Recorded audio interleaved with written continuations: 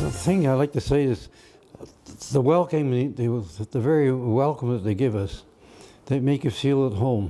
En daarom komt de 100-jarige oorlogsveteraan Jim Parks uit Canada trouw naar Dokkum-ta. Parks is de laatste, nog levende veteraan die 10 april 1944 een groot part van Friesland bevrijd had. You look around, you wish there's a few more with you, because that would stimulate the surroundings.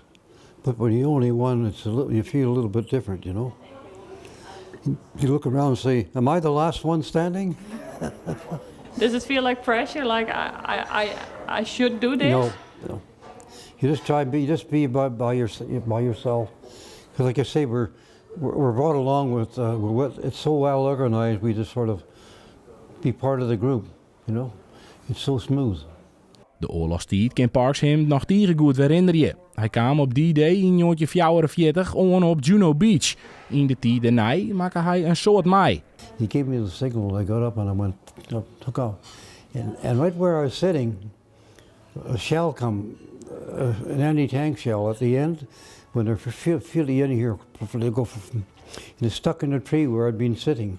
I think it was providential that I wasn't there, that I got away in time.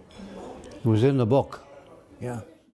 En nu, zo'n 80 jaar later, had de laatste bevrijder van Friesland wel een bericht aan ons Friezen.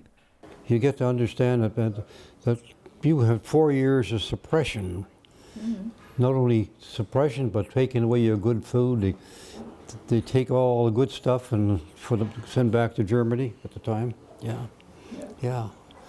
So it's good to look back and think, well, let's not have happen again, right?